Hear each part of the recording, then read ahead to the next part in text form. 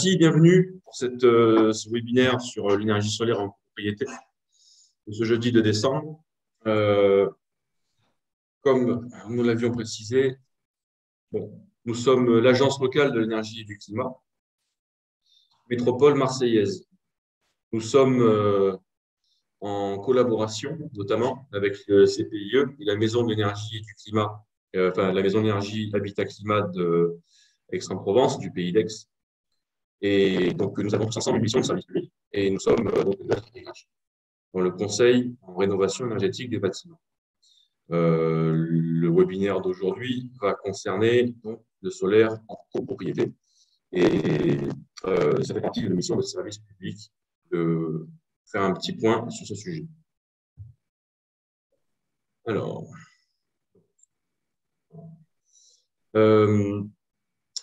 ce qui se passe, c'est que la loi relative à la transition énergétique pour la croissance verte prévoit que la France atteigne 32% d'énergie renouvelable d'ici à 2030. Pourquoi? Tout simplement parce que, on est tous au courant, on est tous impactés sur ce sujet. Le coût de l'énergie électrique est en constante hausse depuis ces dernières années. Les demandes s'accroissent et les ressources donc, de production sont limitées et on a de plus en plus de mal donc, à produire localement son énergie. Et donc, il est évident que produire et consommer de l'énergie locale est un bien fondé. Nous aurons l'occasion de discuter dans les grandes lignes des connaissances générales du solaire. Guillaume Peuchot de notre agence aura l'occasion de vous faire un joli exposé. Tout ce qui est réglementaire pour le solaire en copropriété, ainsi que les aides financières. Ensuite, pour finir, nous aurons donc l'intervention de l'entreprise PO2S, spécialiste en la matière, et vous aurez l'occasion de nous poser des questions, notamment aux professionnels. Sachez que s'il y a des questions qui sont un petit peu trop pertinentes, nous aurons l'occasion de noter ces questions-là et nous pourrons vous faire un petit retour par mail de ces questions. Voilà, donc connaissance générale du solaire. Donc, je vais vous expliquer un petit peu qu'est-ce que c'est le photovoltaïque et le solaire thermique. Alors, déjà, ce que j'aimerais vous dire, c'est qu'avant d'installer des énergies renouvelables sur sa copropriété ou sur son bâtiment, la chose primordiale à savoir, c'est qu'il faut toujours isoler son habitation avant d'installer ces systèmes. Parce que si le logement n'est pas isolé ou s'il est mal isolé, on aura un gaspillage de chaleur ou de fraîcheur en été. Et ce gaspillage énergétique, il va induire une surconsommation qui pourrait être évitée de base et qui pourrait être évitée très facilement. Donc, il ne faut surtout pas hésiter à isoler avant de faire du solaire. Pour certains, ça peut paraître acquis, mais en tant que conseiller à l'ALEC, j'ai reçu quelques appels de propriétés qui voulaient faire les choses à l'envers, c'est-à-dire qu'elles voulaient mettre du solaire et ensuite isoler. Donc, ce n'est pas le bon sens. Ensuite, il faut vérifier que nos systèmes de production d'énergie, comme la chaudière, sont performants. Parce que s'ils ne sont pas performants, on pourra avoir des pertes énergétiques assez fortes. Voilà. Alors, maintenant, je vais vous parler de l'histoire du photovoltaïque pour mieux comprendre l'histoire. Donc, en 1954, le tout premier panneau solaire est construit, mais son rendement est trop faible, donc c'est un rendement de 6%, il est encore trop coûteux, donc il n'a pas grand intérêt. Mais la recherche spatiale s'empare de cette technologie et elle démontre justement sa robustesse et sa fiabilité.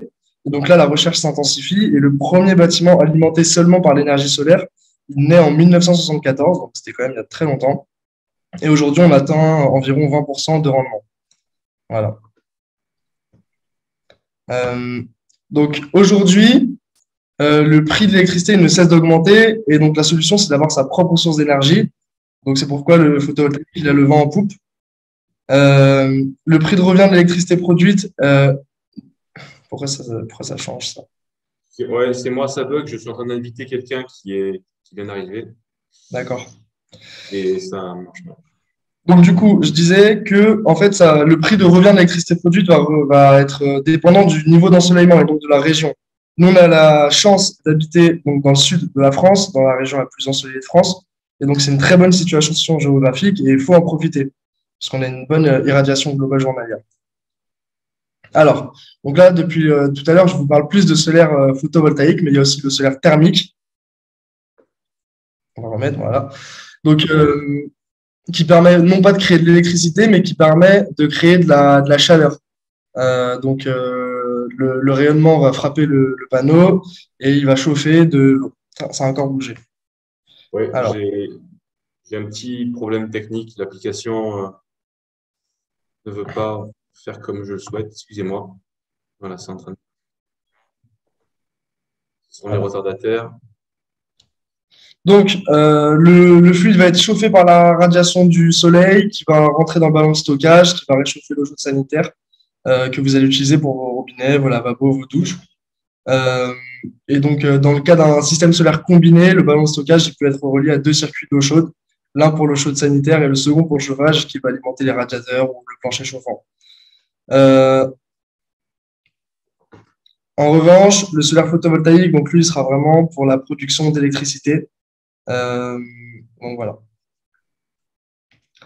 Alors pour les grandeurs physiques, on va parler pour les puissances, on va parler en kilowatts. Euh, donc la puissance d'une installation, ce sera le nombre de panneaux fois la puissance unitaire de chaque panneau. Donc voilà, c'est pas compliqué à retenir. Et on va parler de kilowattheure pour exprimer l'énergie. Donc il va rendre compte de la production ou de la consommation qu'on fait. Donc voilà, l'énergie, on multiplie la puissance par le temps et on obtient l'énergie. Bon. Alors, les panneaux solaires, ils ont une durée de vie d'environ 30 ans. Et après 25 ans d'utilisation, ils ont encore une garantie de performance de 80%, donc ce qui est quand même pas mal.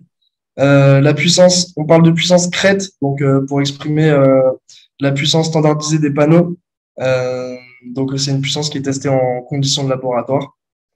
Euh, et donc un projet qui a une puissance inférieure à 3 kW crête, il verra son électricité revendue plus cher qu'un projet de 6 kW crête, par exemple. Donc, ça a encore bougé. Voilà. Alors, les différentes technologies de panneaux solaires, on a les monocristallins et les polycristallins. Donc, la plus répandue, c'est la cellule de silicium polycristallin, donc avec plusieurs cristaux de silicium. Et donc, la deuxième la plus répandue, c'est la monocristallin, où on a un seul et même cristal. Alors, concernant les impacts environnementaux, faut démystifier un peu l'impact environnemental des panneaux solaires parce que souvent les détracteurs de cette technologie affirment qu'un panneau solaire, ça consomme plus d'énergie au cours de sa création en usine qui procure d'énergie au cours de toute sa durée de vie. Alors ça, c'est faux. Il y a différentes analyses de cycle de vie qui ont prouvé que le temps de retour énergétique est d'environ 3 ans. Donc voilà, c'est pas du tout, c'est pas des arguments fondés, c'est ce qu'ils vous disent. Et cette analyse, donc, elle comprend l'utilisation, la conception et le recyclage. Donc, c'est pas, en plus, c'est même pas juste la conception. Donc, au bout de 3 ans, le panneau, il aura procuré autant d'énergie qu'il en a fallu pour le créer, l'utiliser et le recycler. Et ensuite, 95% d'un panneau solaire est recyclable. Donc, on est presque sur du 100%. Alors, les équipements principaux qui vont avec le panneau photovoltaïque, c'est l'onduleur. Donc, l'onduleur, il va servir à convertir l'électricité du courant continu en courant alternatif. Donc, le courant continu, c'est le courant qu'on a naturellement dans la nature. Et donc, nous, on le met en courant alternatif parce que c'est celui qu'on utilise en général. La durée de vie, elle est d'environ 10 ans, donc il faut le changer tous les 10 ans et il coûte environ 1000 euros. Alors, les différents types d'installations, donc on a soit en toiture, soit au sol. Si on installe un panneau solaire en toiture, on peut soit l'intégrer au bâti, donc il va un peu se fondre dans le toit, ou alors le surimposer. Donc nous, on va vous préconiser de surimposer le panneau parce que si on l'intègre au bâti, ça peut poser des problèmes d'étanchéité et le rendement est un peu moins bon. Après, au sol, si vous avez un jardin, vous pouvez choisir de mettre vos panneaux au sol parce qu'on pourra choisir l'inclinaison et l'orientation du panneau, alors qu'en toiture, bah, l'inclinaison et l'orientation sont guidés par le toit en fait. Donc voilà, on pourra capter un maximum de rayons solaires au sol, mais le rendement au final, il est moins bon, donc c'est à voir. Faut faire des études pour ça. Alors, je vais vous présenter quelques innovations. En fait, le marché du photovoltaïque, il est en constante évolution. Par exemple, les chercheurs viennent de trouver une solution qui permet d'augmenter le rendement pour arriver à environ 24%, contrairement à 20% avant. Donc voilà, c'est un système à hétérojonction de silicium. Et voilà, c'est des cellules qui perdent moins en plus en efficacité quand la température augmente. Donc voilà, c'est pour dire que la recherche continue à s'améliorer et que c'est vraiment un sujet d'actualité. On voit aussi apparaître les premiers photovoltaïques en tissu. Donc on pourrait imaginer par exemple des parasols qui rechargeraient nos mobiles par exemple. Donc pourquoi pas. Ou alors sur des voiliers par exemple, des voiles de voilier, on aurait des panneaux solaires sur la voile qui seraient donc intégrés. Et aussi, on a des entreprises qui proposent de faire du refroidissement de panneaux solaires afin d'améliorer le rendement. Parce que, donc, comme je vous l'ai dit, plus un panneau il chauffe, moins son rendement est haut. Donc voilà. Donc je laisse la parole à Sylvain pour parler de la réglementation du solaire en copropriété. Oui. Donc, effectivement, dans la réglementation, il y a aussi, nous avons englobé toutes les phases de ce projet. Donc, d'abord, effectivement, il y a une phase de réflexion euh, que les copropriétaires peuvent faire eux-mêmes hein, et remplir vous-même aussi, qui est une fiche d'auto-évaluation du potentiel photovoltaïque. Lié à cela, évidemment, il y a une phase d'étude. C'est cette étude de faisabilité qui va ensuite dessiner tout le contour de votre projet. Euh, excusez-moi.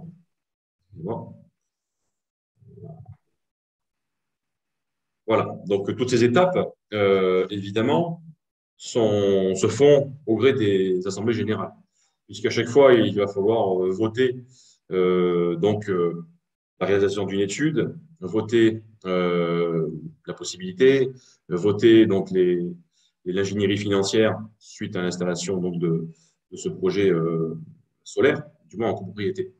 Vous avez notamment donc l'ADIL, qui est service public aussi, comme nous, qui conseille et informe sur les volets juridiques, financiers et fiscaux. Donc, à la base, c'est pour le logement, mais la DIL peut répondre à des questions, on va dire, tout ce qui est voilà, juridique en l'essentiel.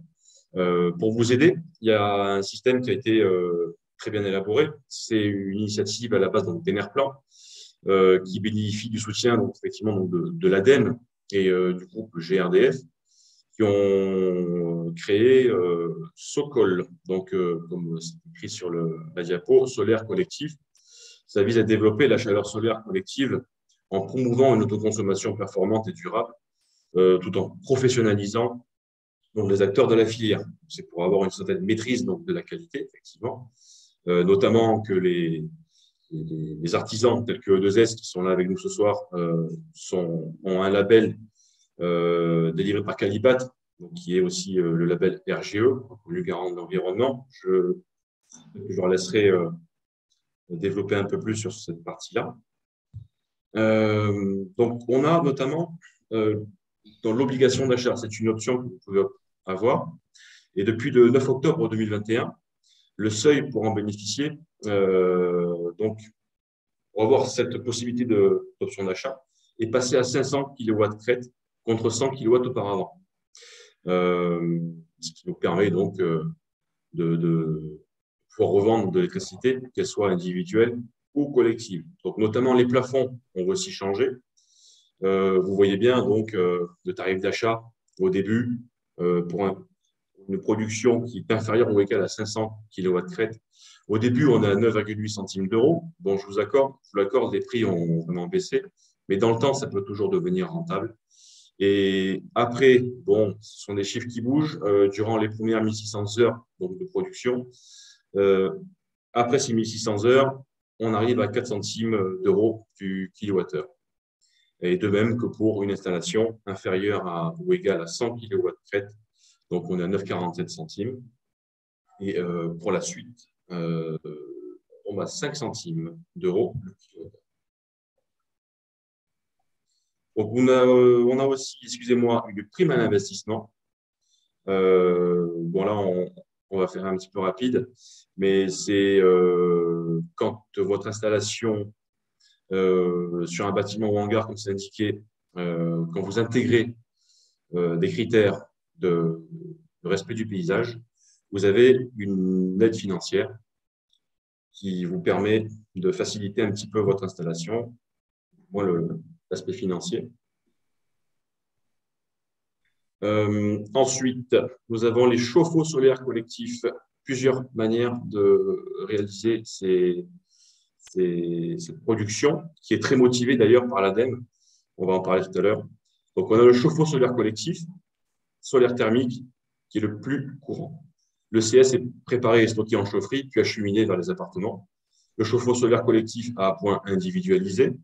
Donc, c'est à peu près la même chose, à part que la pointe se fait en appartement avec le système donc, de production privatif.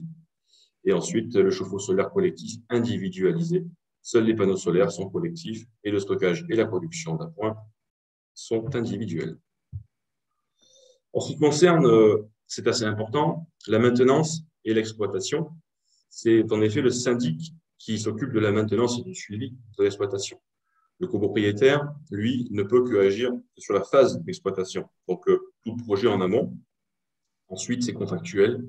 Et une bonne maintenance, c'est comme pour tout, ça permet effectivement donc, de maintenir une qualité de production, de conserver donc effectivement ces performances-là et surtout d'avoir dans le temps un rendement qui évite que ce rendement se dégrade ainsi que le matériel. Donc effectivement, derrière, on n'a quand même pas le choix que d'avoir un entretien, une sorte de contrat de maintenance pour déceler les anomalies de non-conformité technique et ensuite effectivement un nettoyage puisque comme on capte l'énergie solaire, il vaut mieux que ce soit en bon état. Pour les aides, alors nous avons le fonds de chaleur ADEME qui est un poste assez important, même très très important, puisqu'on motive de plus en plus, comme je disais tout à l'heure, le financement de tout ce qui est production d'eau chaude sanitaire collective pour les logements collectifs. Les primes C2E, c'est un dispositif qui est intéressant, mais il n'est pas cumulable avec le fonds de chaleur de l'ADEME. Voilà. Bon, cela dit, un comparatif est quand même nécessaire en fonction de la typologie, de la configuration de votre bâtiment, des copropriétaires, etc. Vous avez une TVA aussi à 10%, toujours pour inciter cette faisabilité du projet sur l'aspect financier.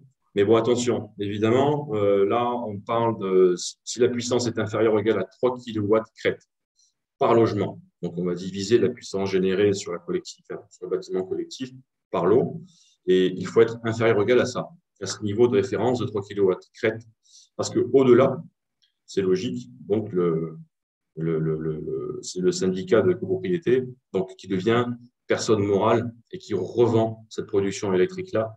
Et en tant que revendeur,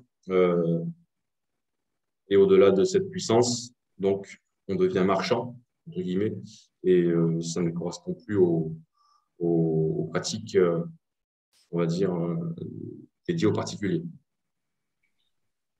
Je passe la main à M. Peuchot. Je vais vous parler un petit peu de la valeur vénale et de la valeur verte. Donc, en fait, une installation solaire, qu'elle soit solaire thermique ou solaire photovoltaïque, elle va permettre de faire des économies sur les charges parce que vous allez soit produire votre électricité ou soit produire votre chaud. Donc, vous ferez forcément des économies sur les charges. Donc, ça va servir à valoriser le patrimoine en augmentant la valeur vénale, donc la valeur théorique de rachat ou de vente plutôt, de votre bien. De plus, si vous suivez les conseils que je vous ai donnés dans les premières diapositives de isoler le bâtiment avant et de changer les systèmes de chauffage avant de faire du photovoltaïque, du solaire thermique, vous allez augmenter aussi la valeur verte de votre bien. Donc la valeur verte, en valeur verte, il faut entendre l'impact du classement énergétique sur le prix des biens. Donc, parce que les logements qui sont classés A et B sur les DPE, ils seront valorisés de 6% à 12% par rapport à la classe C en fonction de la région. D'ailleurs, à Marseille, on est plus sur du 15-20% de valorisation d'après l'étude notariale de 2017. D'ailleurs, on a une étude notariale qui est sortie aussi en 2019 et qui a précisé ces résultats. Et donc, lors d'une vente immobilière, vous allez pouvoir avoir un excellent argument de négociation lorsque vous direz que vous avez des panneaux solaires thermiques ou photovoltaïques. Donc voilà, c'est tout pour moi. Je passe la parole à Adrien et son compère Anthony de 2S.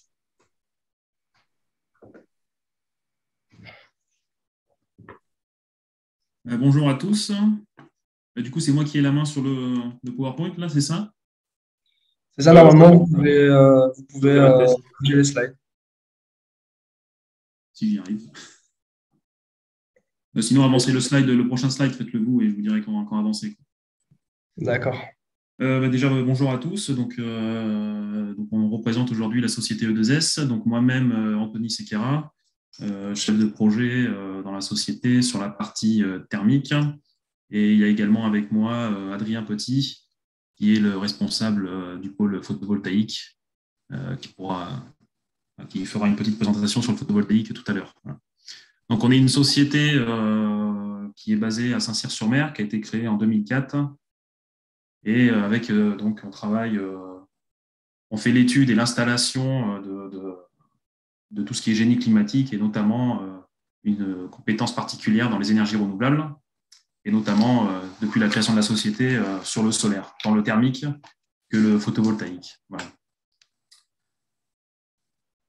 L'idée ici, c'est de vous présenter un petit peu des réalisations qu'on a pu faire tant en solaire thermique qu'en photovoltaïque.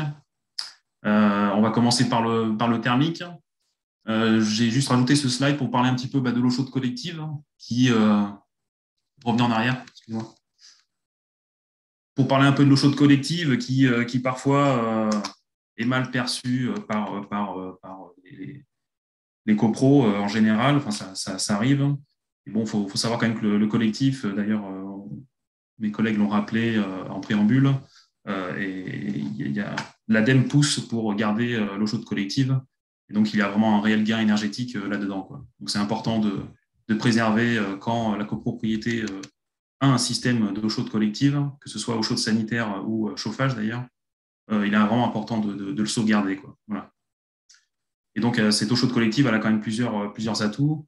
Notamment, ça évite de mettre dans les appartements des ballons d'eau chaude, soit électriques. Généralement, c'est électrique.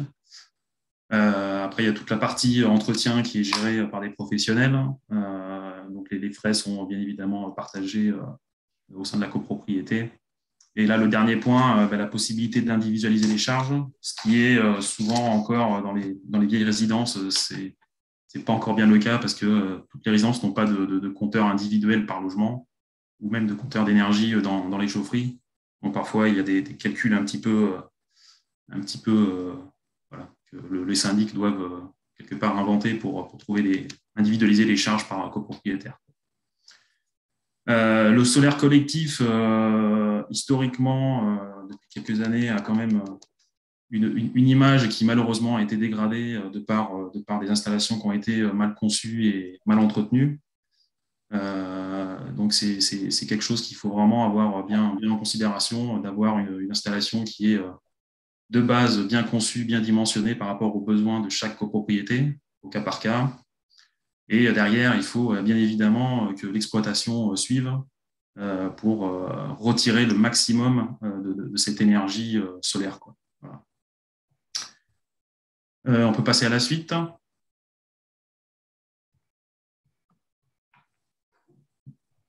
S'il vous plaît. On arrive. Excusez-moi. Il n'y a pas de souci, c'est nous. Mais le logiciel est un peu compliqué. Guillaume, tu arrives à… Voilà. Bon, si tu veux, je parle. Oui, parce que tu es en contrôle de mon écran. D'accord. Ok. Donc là, juste pour vous présenter une des nombreuses réalisations qu'on a fait. Celle qui était avant, c'était sur Marseille. Voilà, celle-là. Donc là, on a installé 115 mètres carrés de capteurs solaires, donc pour l'eau chaude sanitaire, production d'eau chaude sanitaire collective. Voilà. Concrètement, une installation solaire thermique, ça représente quoi? Il faut bien évidemment installer les panneaux soit sur un toit, soit en toit terrasse, comme ici, ce qui est souvent le cas dans les immeubles dans la périphérie marseillaise, on va dire. Et il faut bien évidemment toute une liaison hydraulique entre ces panneaux et la chaufferie, où seront installés tout ce qui est partie hydraulique du solaire collectif, notamment des ballons qui sont souvent de très gros volumes suivant la taille de la résidence. Et toujours, bien évidemment, avec un appoint, parce que le solaire ne fera pas tout. On ne dimensionne jamais un solaire collectif pour 100% des besoins. mais plutôt dans les 40 à 60% des besoins sur du collectif, pour éviter notamment des problèmes de surchauffe en été, quoi. Ne pas trop dimensionner l'installation pour la préserver, voilà, sans trop rentrer dans le détail technique.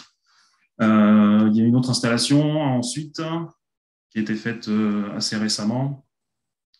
Voilà, donc c'est une installation toujours dans le 13, à Port-Saint-Louis-du-Rhône, où là, pareil, on a mis 150 mètres carrés de capteurs avec toute la rénovation de la chaufferie en conséquence, avec la production d'eau chaude sanitaire pour cette résidence-là. Voilà. Ensuite, oui, alors cette partie-là, je l'ai rajoutée parce qu'elle a une caractéristique quand même assez importante, c'est que bon, c'est un collège, enfin un lycée à l'eau, où on a de l'énergie bois, on a du solaire, et photovoltaïque et thermique. Et on a une particularité, c'est qu'il y a des panneaux hybrides qui n'ont pas été mentionnés tout à l'heure. Ce serait peut-être bien d'en parler très rapidement, mais je pense que je laisserai tout à l'heure mon collègue Adrien qui en parlera bien mieux que moi. Voilà, c'est bien quand même de savoir que ça existe, des panneaux hybrides. Donc, c'est des panneaux qui font un seul et même panneau fait l'eau chaude sanitaire et la production électrique photovoltaïque. Donc, il y a ses avantages et ses inconvénients. Voilà. Donc, on pourra en parler, je pense, tout à l'heure de meilleure forme. Voilà.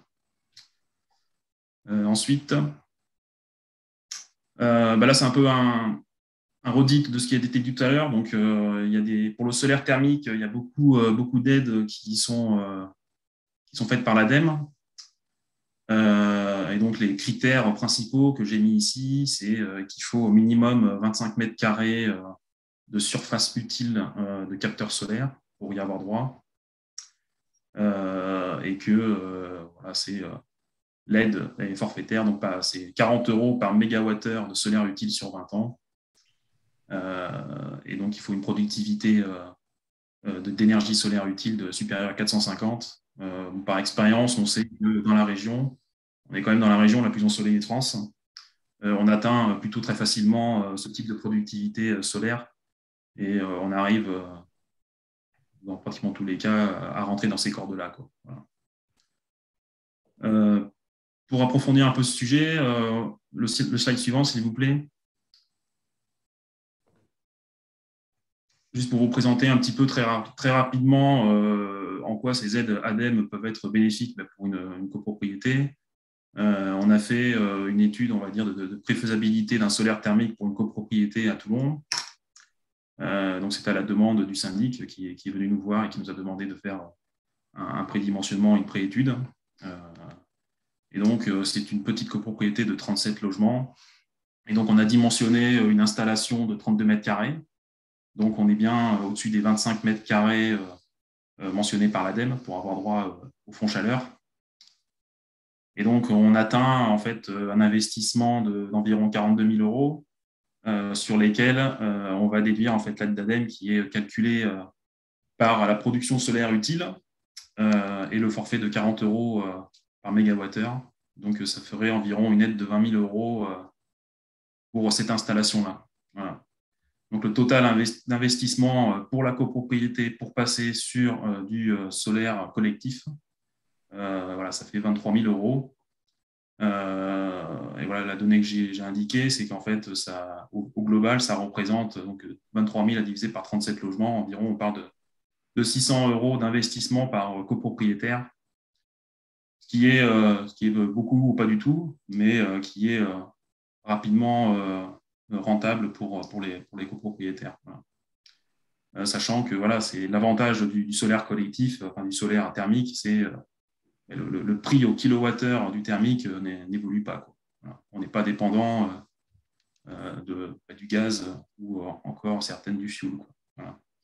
C'est très avantageux. Les factures d'énergie, du coup, j'ai mis les avantages. Les factures d'énergie seront moindres, bien évidemment. On réduit forcément les émissions de gaz à effet de serre. On obtient une bonne rentabilité grâce à l'aide de l'ADEME, hein, parce que les installations de solaire thermique sont encore très onéreuses. Et c'est pour ça qu'il y a ces fonds chaleur qui permettent d'obtenir des rentabilités acceptables pour une copropriété. Voilà. Et donc là, pour ce cas précis, Voilà, c'est des installations où on mettra des compteurs d'énergie qui permettent de faire une bonne facturation pour la copropriété, ce qui est très important pour chaque copropriétaire, de payer ce qu'on consomme. Voilà. Et donc, juste un inconvénient, là, je vais signaler l'inconvénient, bon, l'investissement initial, forcément, qui est ce qui est, mais qui reste quand même tout de même important, mais même acceptable avec l'aide de l'ADEME. Ce qui est important dans le solaire collectif, en général, c'est que le réseau soit en très bon état. Le réseau de distribution, j'entends. Donc, c'est pour ça que sur des vieilles résidences en rénovation, typiquement, les réseaux sont très mal isolés. Il y a énormément de déperdition thermique sur notamment le réseau de bouclage. Et donc, il est super important de pouvoir le réisoler ou le refaire suivant l'état de chaque copropriété. Voilà. Et le solaire thermique est en grande partie responsable de l'absorption un peu de la déperdition énergétique du bouclage. Donc, c'est un point important dans la réduction de la facture énergétique au global à l'année sur une installation de solaire thermique collectif. Voilà. Je vais passer la main à Adrien pour vous parler un petit peu de photovoltaïque.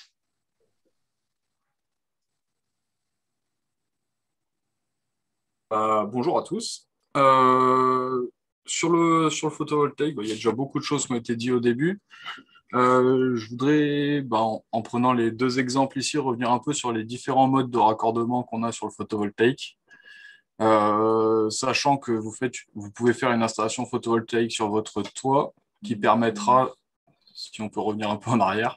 Oui, c'est ce qui se passe. Ça doit tourner tout seul. Merci beaucoup. En gros, une fois que l'installation est faite, il faut décider avant, il va falloir décider de ce qu'on fait de la production. Soit on la revend en totalité, soit on décide de l'autoconsommer, donc partir soit chez les locataires, soit dans les parties communes et de revendre le surplus. Ou enfin, le dernier point, faire de l'autoconsommation collective. J'y reviendrai un peu après. C'est nouveau, compliqué, mais hyper bien. Donc là, cette installation, là, c'est une installation de 36 kW crête qui est en revente totale. C'est un investissement participatif. Ils ont couvert un maximum de toitures tout en prenant en compte les futures implantations des trappes pour les obligations de pompiers, les trappes de désenfumage. Là, on est typiquement dans le cas d'un objectif de rénovation et de financer la rénovation. C'est-à-dire que la toiture, avant, n'était pas isolée. Et pour pouvoir isoler la toiture, en plus des aides qu'ils sont allés chercher, ils ont fait une installation photovoltaïque, ce qui veut dire que c'est un coût d'investissement plus élevé, mais sur la période d'exploitation, ça permettra de rembourser à la fois le coût de l'installation ainsi que le coût de la toiture. Donc, au bout de 20 ans, on se retrouve, entre guillemets, avec une toiture gratuite et isolée. Si on peut passer sur la suivante, qui est, elle, en autoconsommation collective. Là, c'est un conservatoire, c'est la ville de Vitrolles. Donc, pareil, c'est la même puissance installée. Sauf que l'énergie va d'abord être utilisée par ce bâtiment qui est le conservatoire. Ensuite, quand il y aura du surplus, ça veut dire que le conservatoire ne consommera pas assez d'énergie et que le photovoltaïque en produira plus que nécessaire. Cette énergie, au lieu d'être revendue à EDF, va être utilisée par d'autres bâtiments, ici le pôle informatique et la police. Ce montage est actuellement un des plus intéressants d'un point de vue écologique et technique. D'un point de vue investissement rentabilité, c'est certainement le plus cher et la rentabilité se calcule. Il faut toujours faire attention. Mais du coup, la rentabilité peut se trouver. L'intérêt sur une copropriété, c'est par exemple de pouvoir faire intervenir chaque copropriétaire dans l'installation, être entre guillemets porteur du projet, s'il te plaît. Être entre guillemets porteur du projet et ensuite faire une réduction directe sur le coût de leur facture énergétique. Ce ne sera pas sur les coûts des charges de la copropriété, mais vraiment sur leur abonnement électrique. Si une copro faisait une installation en autoconsommation avec revente de surplus, on aurait tendance à raccorder ça sur les parties communes, réduire les charges des parties communes, et ensuite revendre pour investir plus tard sur des travaux. En autoconsommation collective, à l'opposé, on va réduire les charges de chaque participant sans faire de bénéfices derrière. Voilà. Après, d'un point de vue purement technique, le photovoltaïque est entre guillemets simple. On pose des panneaux sur le toit. Il faut faire attention sur les toits terrasses, par exemple, à ce que la classe de compression de l'isolant dont vous parliez tout à l'heure soit compatible. À part ça, cela reste assez simple. Vous faites vos chaînes nous faisons les chaînes de panneaux et on arrive à l'onduleur dont on a parlé aussi tout à l'heure, qui est le cœur de l'installation, qui va convertir le courant continu en courant alternatif. Et également, si on doit avoir du contrôle et de la gestion, ça partira essentiellement de l'onduleur. Ensuite, on se raccorde là où on peut, c'est-à-dire souvent sur le tableau principal des services généraux dans le cadre d'une copropriété. Dans l'ensemble, on a fait un peu le tour des raccordements. Vous avez dit l'essentiel avant. On a parlé de DualSun qui étaient des panneaux hybrides. A priori, les panneaux DualSun hybrides, parce que vous avez une partie classique qui fait que de l'électricité, et vous avez la partie hybride qui fait à la fois de l'électricité et de l'eau chaude. C'est plutôt sympa. En termes de performance, on va toujours être un peu inférieur à de l'installation solaire thermique classique. Si on a la surface et qu'on peut se le permettre, c'est mieux de faire un thermique et un photovoltaïque. Mais dans le cas où la toiture est déjà encombrée et qu'on souhaite faire les deux, c'est une solution tout à fait viable. Après, pour moi, j'ai fait à peu près le tour. Je ne sais pas s'il y a des questions. On en a vu une pour vous, oui. Ouais, il y a Sébastien qui pose une question à Anthony. Quelle est la durée de ROI pour le projet copro solaire thermique à Toulon? La durée, pardon? Quelle est la durée de ROI pour le projet de copro solaire thermique à Toulon? Question bête, qu'est-ce que vous appelez ROI? Bonjour, c'est Sébastien à l'appareil, Sébastien Dago. Le retour sur investissement, c'est-à-dire la durée de retour. TRI. Le TRI, oui, pardon, le TRI, on appelle ça aussi le ROI. Quel est le TRI sur ce projet? Et même question à Adrien sur le projet de conservatoire de Vitrolles. C'est vrai que c'est la question principale. Donc, moi, juste pour présenter, j'habite à la Rouvière et je suis dans un groupe de travail sur ces sujets-là. Et c'est les premières questions qu'on a. C'est sur le taux de retour sur investissement par rapport au projet. Alors sur ce projet, je parle pour le projet thermique, je n'ai pas une valeur à vous donner de retour sur investissement, mais on parle plutôt en rendement financier, en fait. D'accord. C'est compliqué d'avoir en fait les données exactes de consommation d'eau chaude individuellement par appartement, quoi. Et si vous faites un calcul rapide, 600 € d'investissement, vous allez dépenser facilement 150-200 € en collant. Si vous êtes une maison de 3-4 personnes, voire plus, pour votre eau chaude sanitaire par an, quoi. Donc, le retour sur investissement est plutôt très rapide. Ouais, c'était plutôt un ordre d'idée sur le nombre d'années qu'il faut. Oui, non, mais j'ai bien compris. Mais justement, j'ai pas cette donnée-là à vous donner. Là. On n'a pas fait on n'est pas rentré dans ce détail-là. Et Adrien, sur le conservatoire? Je vais compléter déjà la partie d'Anthony parce que j'ai mon patron qui fait des signes à côté. Faut compter 7-8 ans en moyenne sur une installation thermique collective, si on prend en compte la maintenance. Si on prend en compte la maintenance. Voilà. Alors, pour la partie photovoltaïque. Et dans l'investissement, vous avez pris en compte aussi la rénovation des conduits CS, là, ou pas? Non. Est-ce que c'est l'investissement global? Parce que vous avez mentionné Anthony, pardon? Non, là, c'est sur la partie, vraiment sur la partie installation pure du solaire thermique, pas sur la rénovation qui, dans tous les cas, serait nécessaire à côté. D'accord. Voilà. Alors, pour revenir sur la partie photovoltaïque, du coup, en termes de revente, il faut compter 10-12 ans. Ça dépend les coûts de raccordement. Ça peut même monter à 14 si on est un peu limite en ligne. En autoconsommation avec revente de surplus, faut compter 10-12 ans. En autoconsommation collective, c'est hyper dur à dire. C'est vraiment au cas par cas. Parce qu'on va aller calculer ça en fonction de la façon de consommer de chacun. Donc, ça va c'est hyper dur à calculer. On va vraiment aller optimiser et autoconsommer le maximum, redistribuer un maximum sur chaque logement. Pour ça, il faut, entre autres, créer une PMO et une clé de distribution. Et ça, on est capable d'accompagner là-dessus. L'autoconsommation collective, ça peut aller, si c'est bien monté, sur un temps de retour dans les mêmes eaux, entre 7, 8, 9 ans. Si c'est très mal dimensionné, ça peut être bien pire. Il faut savoir que le coût de mise en place administrative de l'autoconsommation collective est assez élevé. Il faut compter, juste pour la partie autoconsommation collective, à peu près 5 000 à 6 000 euros de frais de dossier, enfin, de frais administratifs. Donc, l'autoconsommation collective, plus vous allez faire une installation de grosse puissance, beaucoup de surface, plus vous allez réduire les coûts de mise en place et plus elle va être rentable.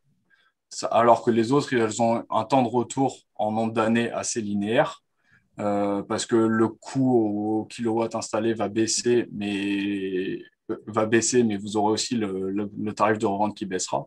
Sur la partie autoconsommation collective, plus on va mettre de la puissance, moins on va avoir d'impact sur la mise en place administrative. Et à ce moment-là, plus vous serez rentable. Et sur le conservatoire, là, précisément, vous avez calculé, c'est vous qui l'avez fait, vous êtes fait aider par une AMO financière sur justement le temps de retour sur investissement, c'est la première question. La deuxième, on entend qu'effectivement, sur l'autoconsommation collective, vous dites c'est coûteux, mais c'est souvent compliqué juridiquement. Voilà. Par rapport à cette expérience à Vitrolles, quel est votre avis là-dessus? Alors, Vitrolles, c'est un peu un cas particulier dans le sens où c'est la mairie de Vitrolles qui tenait absolument à se lancer dans l'autoconsommation collective. Donc, autant vous dire que le retour sur investissement, on n'en a absolument pas parlé. C'était vraiment une alpha test pour eux. On n'a pas été tout seul. On était avec Texol également sur la partie BE. On a construit le dossier ensemble. Eux, ils sont plus chargés de la partie création de la PMO, etc. Nous, on s'est chargé sur la partie études, distribution. Dans tous les cas, oui, l'autoconsommation collective, c'est lourd. Après, on a soit les capacités en interne, soit les partenaires techniques qui sont capables d'accompagner sur ce type de dossier. Et nos partenaires, quand c'est nécessaire, avec nos partenaires, on est capable d'aller vraiment s'occuper de l'essentiel. Que vous soyez juste aux réunions, qu'on se mette d'accord tous ensemble, mais que vous n'ayez certainement pas vous prendre la tête pendant des heures à décider qui fait quoi, comment on le fait et avec qui négocier, parce que ça demande des négociations, notamment avec Enedis et EDF, qui sont assez lourdes.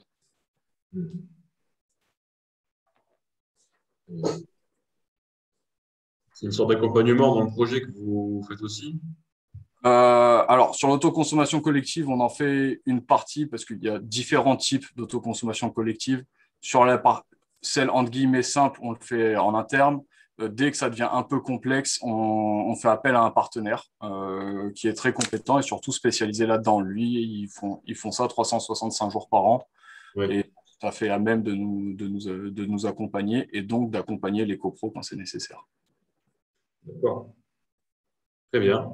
Est-ce qu'il y a d'autres questions par hasard? Oui, et ben moi, en écoutant, je ne sais pas finalement si on est dans. J'explique ma situation. Une copropriété dans l'ancienne douane de Mourepiane, 2 appartements par étage de 52 mètres carrés ou peut-être 54 de l'autre côté, je ne sais pas, plus la cage d'escalier.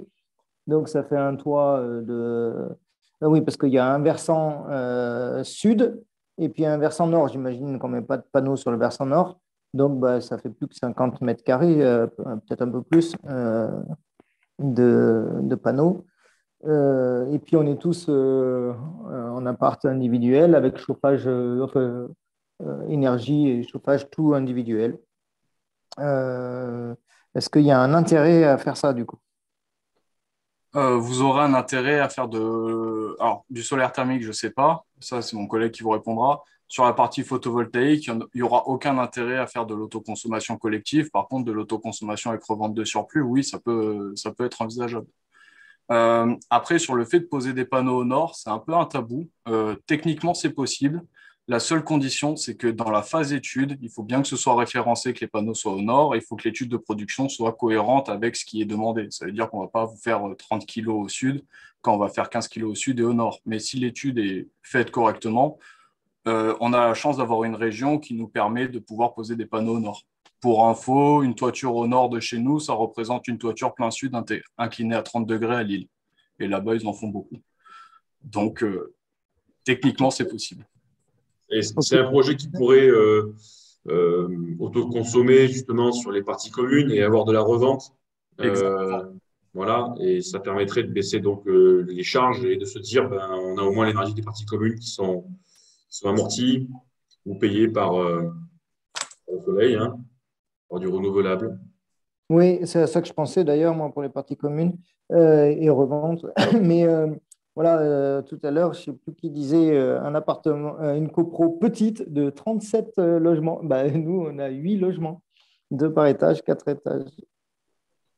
Est-ce que ça vaut le coup pour du solaire thermique, si vous avez, de ce que j'ai compris, vous n'avez pas de système d'approvisionnement collectif quoi, dans la copropriété. C'est individuel. Oui, tout est individuel. À la fois, il faudrait créer un local et tout un réseau d'acheminement de l'eau, quoi. Donc c'est compliqué. Oui. Très bien. Très bien. Bon, en tout cas, sachez que s'il y a d'autres personnes qui ont d'éventuels sujets à soumettre, vous pouvez très bien contacter O2S ou nous-mêmes par la suite. C'est pour ça que nous sommes restés avec le numéro gratuit, bien sûr, donc sur la dernière slide de cette présentation. On pourrait clôturer ici. J'espère que ça a soulevé quand même ou répondu à quelques questions et que c'était intéressant pour tout le monde. Merci d'avoir participé, en tout cas, pour ceux qui étaient là. On a eu quelques absents, mais on est toujours ravis de participer à ce genre de choses et de contribuer au partage de l'information. Donc, écoutez, bonne soirée. Et puis, à très bientôt. Merci à tous. Merci. Merci à vous. Bien. Bonsoir. Merci, au revoir. Merci, au revoir.